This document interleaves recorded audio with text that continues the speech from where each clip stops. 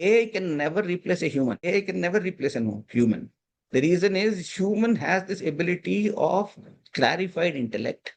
Suddenly there will be a flash of um, realization, I would put it as. It's a too powerful a word, but a flash of something which is not very obvious. And from where does that flash come? It is through a sharp intellect which has been trained over years.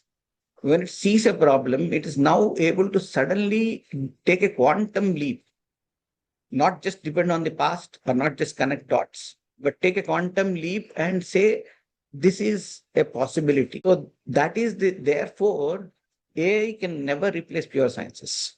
Pure sciences training is a must if a person has to really, in fact, because of the present day situation of AI being there, it is all the more necessary that every youngster goes through this pure science training, sharpens his or her intellect, then becomes capable of contributing better than AI to the growth of the nation, right? Therefore, it becomes absolutely essential now under these conditions that pure science has training is a must.